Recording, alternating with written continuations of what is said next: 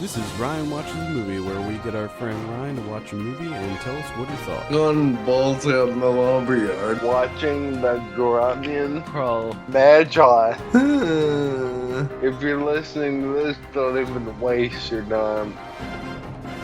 Hello and welcome to Ryan Watches a Movie. This is episode number 233. My name's Adam Patterson. Joining me today, we got Kevin Rakestraw. How are you, Kevin? Doing pretty good.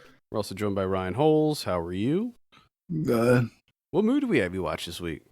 Identity. What?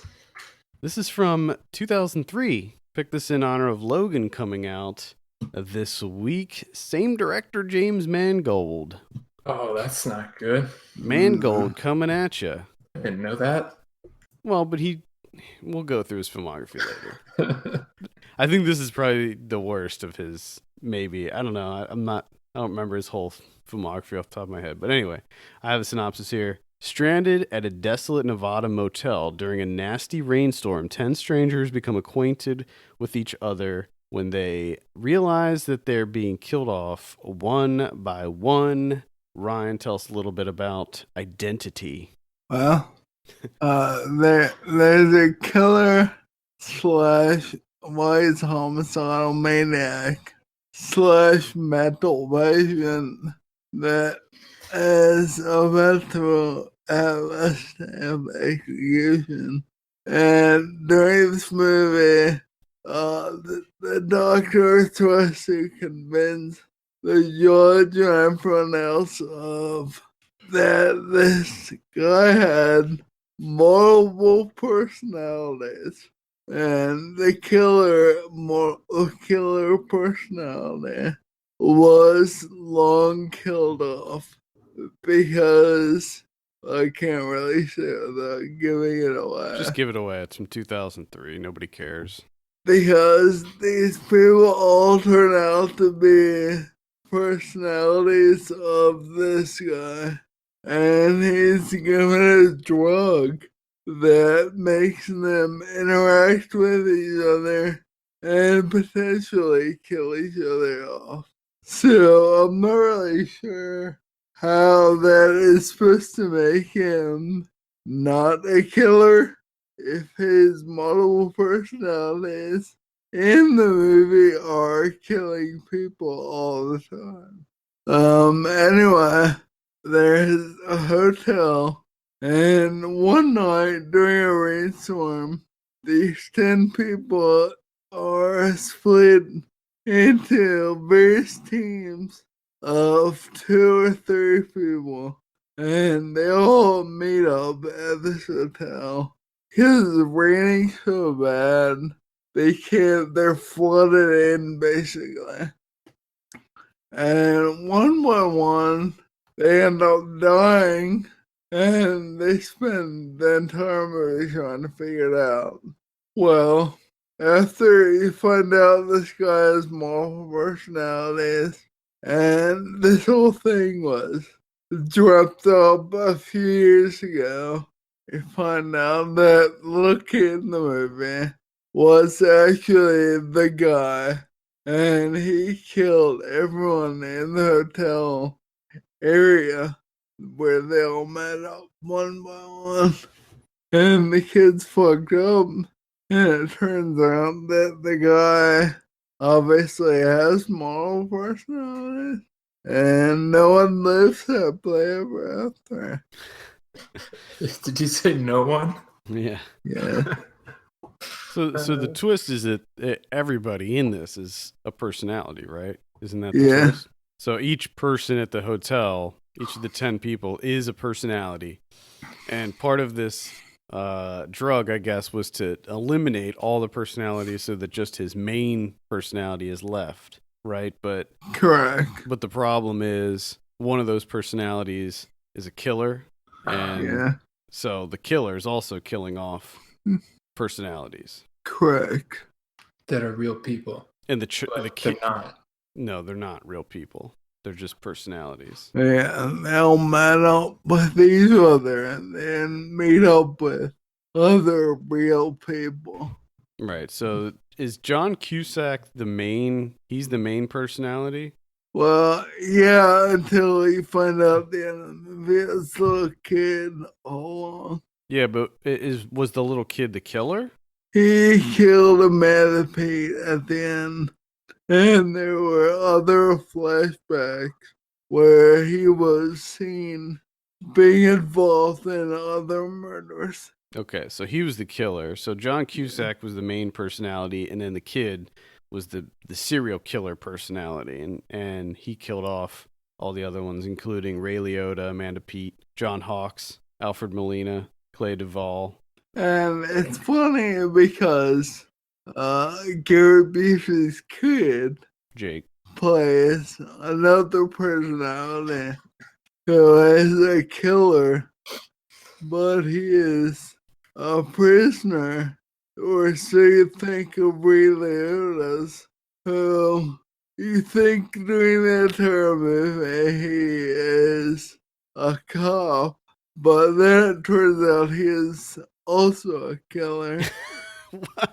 And he killed the cop that was transporting him and Jake Busey.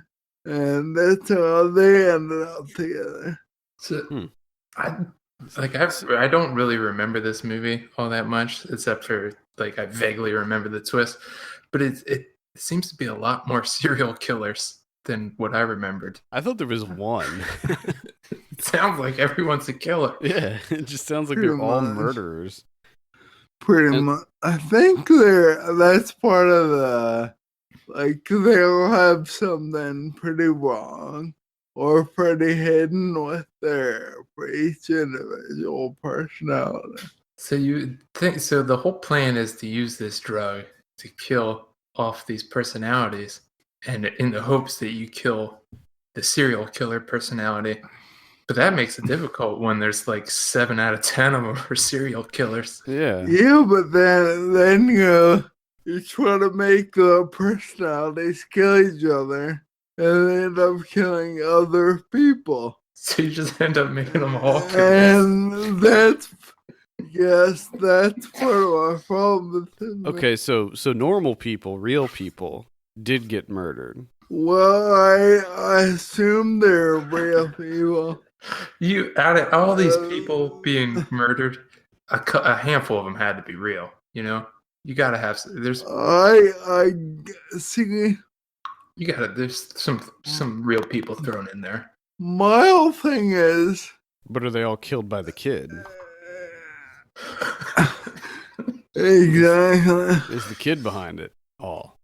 Who's killed? I need like an Excel spreadsheet of who killed who. What's the tallies for each one? I need a password. Yeah, what's the percentages here? Like, how many did John Cusack kill? The kid, how many did he kill? But also, like, do we even know if, like Ryan said, like Jake Busey was a killer? How do we know that it wasn't actually the kid and Jake Busey got framed for it? Apparently. Because you got to think of it. You got to think of it like in a macro sense, right? It's all John Cusack. If he's the main one, it's all him, and everybody else is just inside of his mind. So he's the one that's actually doing everything.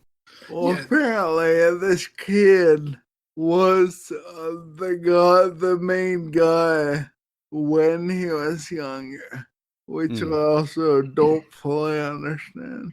It all seems like a big fucking excuse. Just to kill a bunch of people. To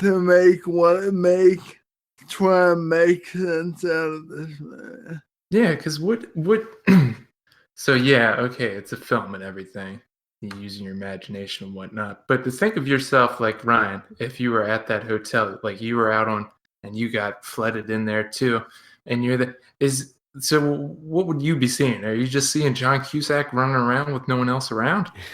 Just like like talking to people, like what would you see? What would a normal person? Right, because you wouldn't see 10 other people. Exactly. That's why I hated this movie. Like when it comes to the end, and you're just like, well, you can't do that. That's not how it works. Yeah, that's what I'm saying. They make up an excuse to basically do whatever they want. Yeah. And They just turn. Three-quarters of the way through, you find out that all these people were made up, but then you have to watch another quarter of the movie, knowing all these people are fake. You still watch what they do. So, really confusing. So they just turn. It's just an excuse to turn this motel into like a murder playground. Correct. So what did you think of this?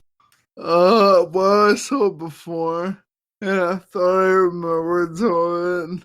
Then I got to the end, and I remember why I don't remember a lot about it. Because it was confusing to you? Yes. When it came back to you, when it hit you again, that twisty at the end there, what was your reaction this time around? I think I instantly said, nope. This was such a big movie cliche during this time, because this was I think this was after Sixth Sense, and I felt like that was such a similar twist, and then you had, of course, Fight Club and High Tension, and there's always that where you have that kind of that running thought in the back of your mind where you're like, if these people turn out to be figments of his imagination, I swear to fucking God. That's how I feel now. Anytime I see a movie that could go that direction, I'm just like, don't do it. Don't you fucking do it. It's like they just slap you in the face, like at the end with that twist. I think wasn't that Gothica movie something similar? Yeah, I think so. And The Others, that had a similar twist too. Yeah. And you're just like, God damn it. Come up with something new. Got me again. To me, the twist isn't very... Well, I fucking hate it. It's just... To me, it's just tie up loose ends and that might be left open. Well, I agree. And it's funny because I feel like it's such a lazy thing to do, but it's also funny because I remember when High Tension came out, it was like right around this time when this was still kind of a new concept. And even in that movie, when they did the reveal, I was angry because I loved that movie up until the reveal, and I was like, why did you just do that? You just completely ruined this whole movie for me.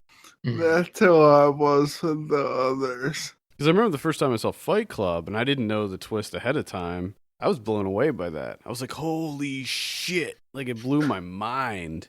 Like, because I went back and I was like thinking about all of those instances. And of course, they have to show it in the actual movie that kind of, ruins it a little bit. But just thinking about all of those different scenarios where it was just one person. But yeah, but also it helped being 16 at the time, being like, damn. Well, but that was never... Yes, that was new.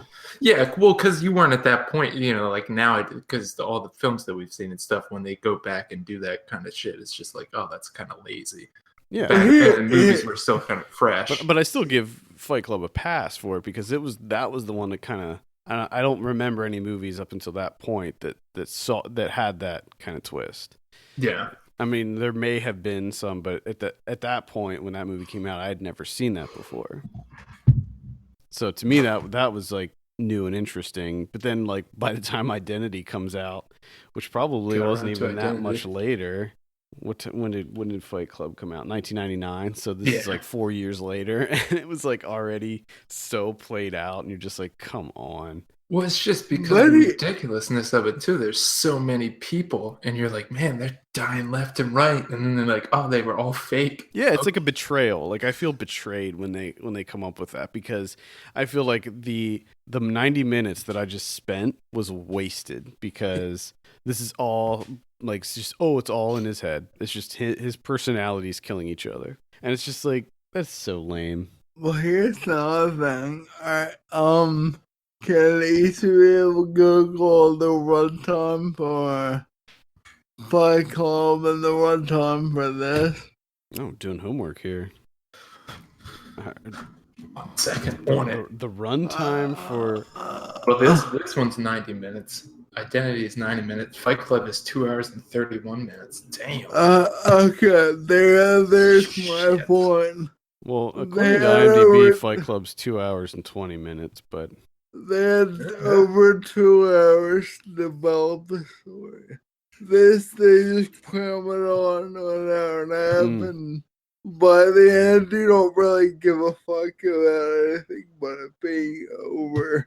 right. Well, they're very different kinds of movies too. I mean, Fight Club is this kind of, it's a pretty broad story. I mean, it's like almost an epic when you think about what happens in that movie, and Yeah, there's a little bit more going on. there's so much. There's so much that happens in Fight Club. Whereas this movie is basically a slasher movie. It's from what I remember, it pretty much entirely takes place in that motel.